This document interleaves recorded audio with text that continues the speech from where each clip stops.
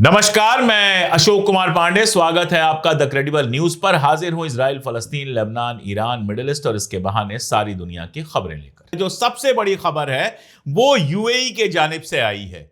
Normally UAE को हम सब जानते हैं कि अब्राहम अकॉर्ड कर चुका है वो इजराइल के साथ उसके तिजारती रिश्ते हैं, बाकी रिश्ते भी हैं और फलस्तीन के मुद्दे पर भी ज्यादा आगे बढ़ के यूएई ने कभी बात नहीं की है।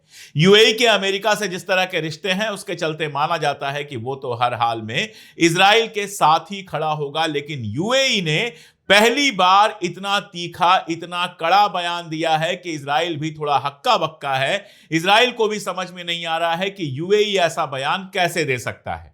दरअसल इजराइल और यूएई के बीच में जो अब्राहम अकॉर्ड हुआ था उसमें एक बात तय की गई थी कि इजराइल किसी भी हाल में वेस्ट बैंक में या फलस्तीन के नए इलाकों में कोई कब्जा नहीं करेगा।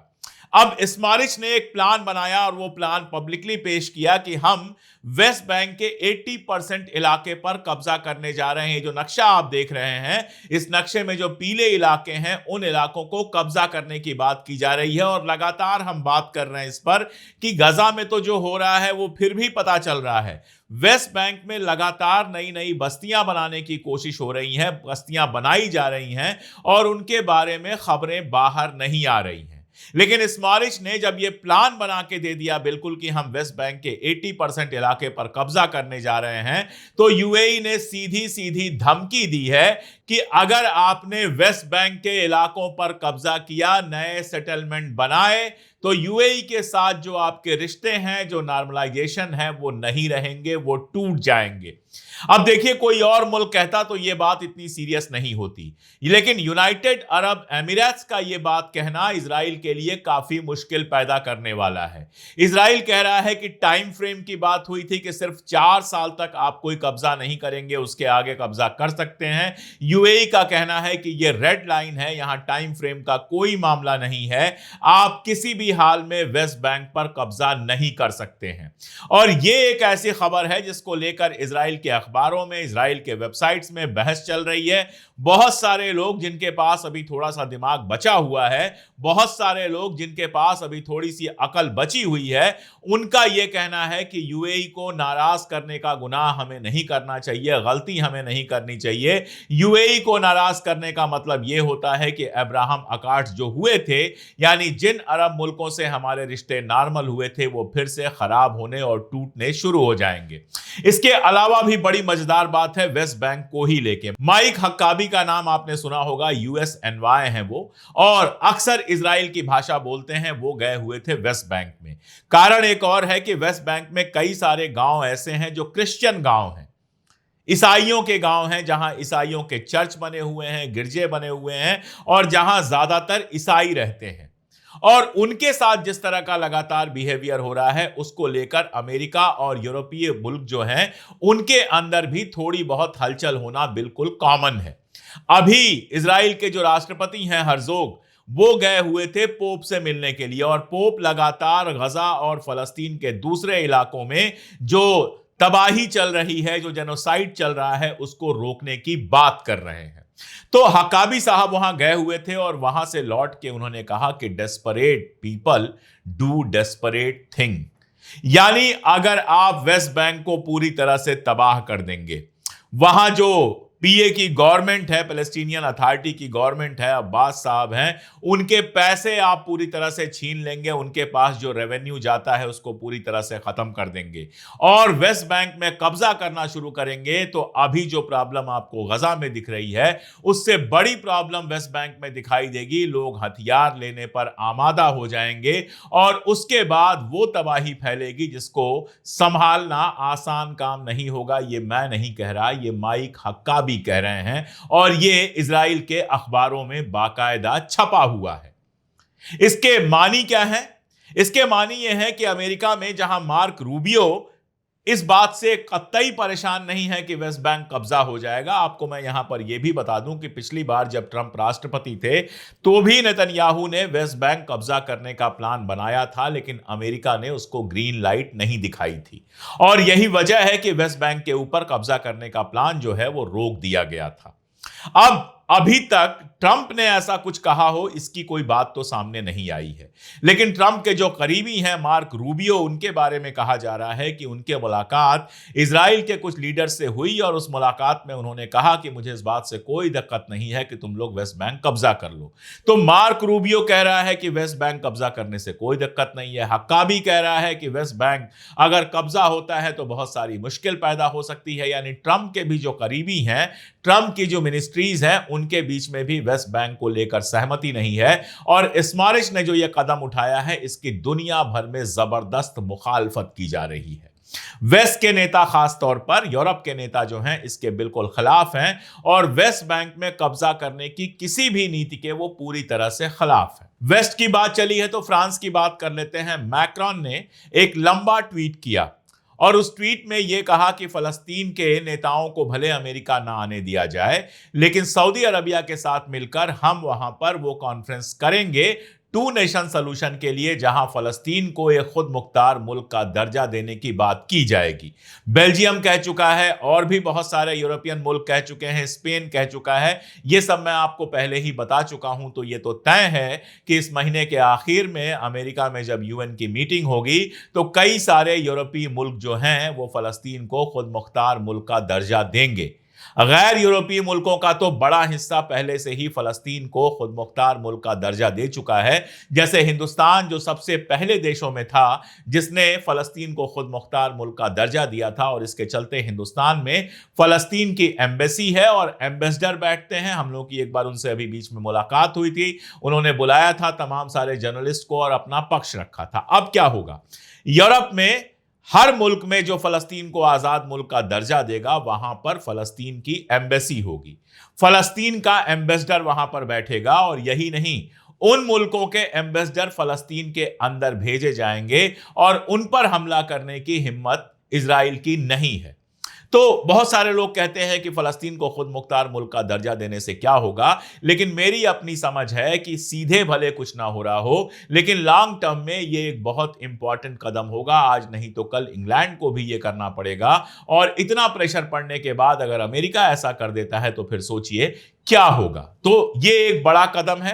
उधर वेस्ट बैंक पे कब्जे को लेकर यूएई ने जिस तरह से बात उठाई है वो अपने आप में बहुत बड़ी बात है। किसी को ये उम्मीद नहीं थी, मुझे भी उम्मीद नहीं थी कि यूएई जो है वो इजराइल के सामने इस तरह की बात करेगा कि अगर आपने वेस्ट बैंक पर कब्जा किया तो ये एक रेड लाइन को क्रॉस करना होगा। इसी बीच में ट्रंप का एक बयान आता है ट्रूथ सोशल पर, और वो बयान आता है कि हमास के पास ये मैसेज पहुंचा दीजिए कि वो 20 जो हमारे होस्टेज हैं इजरायली, उनको छोड़ दे और तुरंत लड़ाई पूरी तरह से खत्म हो जाएगी, सब कुछ खत्म हो जाएगा। अब इसका मानी तुरंत तो मुझे भी समझ में नहीं आया कि ट्रंप क्या कह रहा है, लेकिन उसके बाद जब मैंने अखबारों की तलाश करनी शुरू की और थोड़ा डिटेल तलाशा तो पता यह चला कि अमेरिका ने एक सीज फायर प्रपोजल तैयार किया है और उस सीज फायर को मानने के लिए इजराइल के ऊपर भी प्रेशर बना रहा है। उसका कहना यह है कि हमास सारे होस्टेजेस को रिहा कर दे और बदले में इजराइल वहां से अपनी आर्मी हटा ले और जंग को पूरी तरह से खत्म करे। अब इसके तुरंत बाद हमास का बयान आता है कि हम तो काफी पहले से इसके लिए तैयार हैं, इजराइल अपनी आर्मी हटा ले। जिन 4500 से ज्यादा फलस्तीनियों को उसने होस्टेज बनाकर रखा है, जिसमें से ज्यादातर लोग ऐसे हैं जो डॉक्टर्स हैं, बूढ़ी औरतें हैं, बच्चे हैं, वो लड़ाके नहीं हैं, उन लोगों को वो छोड़ दे और हम यहां से 20 लोगों को छोड़ देंगे और जंग खत्म हो जाए।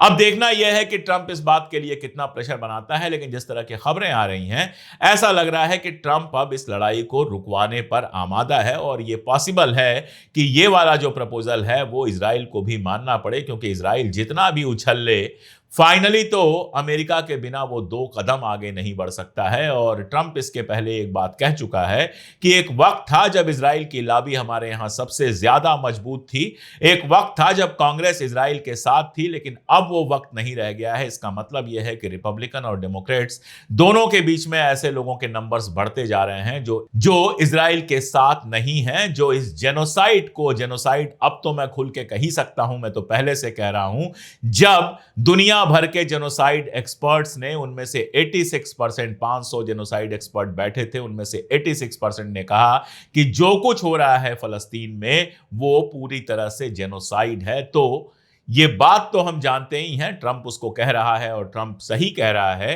कि कांग्रेस के अंदर भी दोनों पार्टियों के लोगों के बीच में इस जेनोसाइड को लेकर इजराइल का समर्थन कम हुआ है। और अमेरिका को एज अ मुल्क अगर हम देखें तो वहां पर 60% से ज्यादा लोग ऐसे हैं जो अब इजराइल के खिलाफ हैं और हमास के साथ हैं। यह अपने आप में ट्रंप के लिए एक चौंकाने वाला आंकड़ा हो सकता है।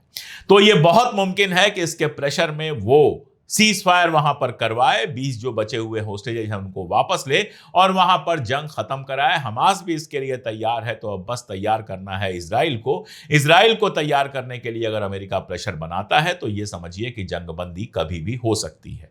हूथी जिसके बीच में लगातार हमला कर रहे हैं, सबके बावजूद उनके प्राइम मिनिस्टर को मार दिया, मिनिस्टर्स को मार दिया, कई बिल्डिंग्स गिरा दी, उसके बावजूद हूथीज लगातार हमला कर रहे हैं। कल की खबर है कि दिन भर में 3 हमले उन्होंने किए हैं, जिसमें से कम 1 हमला जमीन तक पहुंचा है। वीडियोस आई थी जिसमें धुआं उठ रहा था। हालांकि इजराइल ने कहा है कोई नुकसान नहीं हुआ है, लेकिन मैरीटाइम जो उसका पानी वाला इलाका है जहां से पानी का व्यापार वगैरह होता है, वहां पर वो मिसाइल गिरी है और उससे कितना नुकसान हुआ है शायद बाद में पता चले या कभी ना पता चले। इन सब के बीच एक बार फिर जो आईडीएफ के चीफ हैं, आर्मी चीफ जो वहां पर हैं, वो कह रहे हैं कि गजा पर अगर हम कब्जा कर भी लेंगे तो इससे हमास पर कोई खास फर्क नहीं पड़ेगा, ये हमास की हार नहीं होगी। दरअसल 55,000 लोगों की भर्ती करना है इजराइल को, 55,000 रिजर्विस्ट भरना है इजराइल को, और बहुत सारे लोग इसके लिए तैयार नहीं है। आर्मी खुद थकी हुई है, यह माना जा चुका है कि 900 लोग मारे गए हैं और बड़ी संख्या में लोग घायल हुए हैं। मेंटल प्रॉब्लम बहुत सारे लोगों को है। तो आर्मी ये कह तो रही है, कहना पड़ेगा कि हम लड़ाई लड़ेंगे, लेकिन अंदर से तैयार नहीं दिख रही है। पहले भी आर्मी के जो चीफ हैं वो ये बात कह चुके हैं कि बेहतर होता कि होस्टेज डील कर ली जाती, और अब वो कह रहे हैं कि अगर गजा के ऊपर कब्जा हो भी गया तो जरूरी नहीं है कि हमास हार जाए, जरूरी नहीं है कि हमास कमजोर हो जाए। इसका मतलब यह है कि गजा पे आप कितने भी बम गिरा लें, यह जंग सिर्फ गजा पर बम गिराने से जीती नहीं जा सकती। और इसके मानी बड़े हैं। पता नहीं, नेतन्याहू तो नहीं ही समझना चाहेगा, लेकिन शायद ट्रंप इस बात को समझ रहा है और शायद इसीलिए वो कह रहा है कि अगर जंग जीत भी जाए इजराइल तो भी इंटरनेशनल लेवल पर जो उसकी बेइज्जती हुई है, परसेप्शन की जो हार हुई है, वो हार तो तय है। अब इन सब के बाद वो सीज फायर के लिए आगे बढ़ेगा या नहीं बढ़ेगा, ये देखने वाली बात होगी। ट्रुथ सोशल पर जो उसने बयान दिया है वो बयान बनकर ही रह जाएगा या उसके आगे कोई बात होगी, ये देखने वाली बात होगी। अगर वो सीरियसली ये करता है तो समझिए जंगबंदी हो सकती है, और अगर नहीं करता है तो जंग होगी और जंग में दोनों तरफ नुकसान होगा। साथ में अगर यूएई प्रेशर बनाता है लगातार तो अमेरिका पर असर पड़ेगा। अगर ये सिर्फ एक बयान है तो बस आ गया बयान और खत्म हुआ समझिए। अगर सीरियस है यूएई और सच में इसको रेड लाइन मानता है तो वो अमेरिका के ऊपर प्रेशर डलवा के इस मार्च की जो प्लानिंग है उसको कैंसिल करवा सकता है। देखते हैं कि यूएई अपने अरब होने का फर्ज थोड़ा सा निभाता है या फिर जाकर अमेरिका और इजराइल की गोद में फिर से बैठ जाता है। इससे बहुत कुछ तय होगा। अभी तो फिलहाल जो हालात हैं वो यही हैं। आगे जैसे जैसे चीजें बढ़ेंगी हमेशा की तरह मैं अपडेट करता रहूंगा। अपील मैं करता हूं, आज भी करूंगा, कि अगर मुमकिन हो तो हमारे चैनल को ज्वाइन कर लें। आप वीडियो के नीचे ज्वाइन बटन दबाकर ज्वाइन कर सकते हैं, या फिर हमने डिस्क्रिप्शन में और पिन कमेंट में सारी डिटेल्स दे दी हैं, वहां से आप ज्वाइन कर सकते हैं, हमारी सीधी मदद कर सकते हैं। आप हमारे साथ खड़े होंगे तो हम लगातार हक की बात बिना डरे, बिना रुके और बिना झुके कर पाएंगे। आज के लिए इतना ही, बहुत शुक्रिया।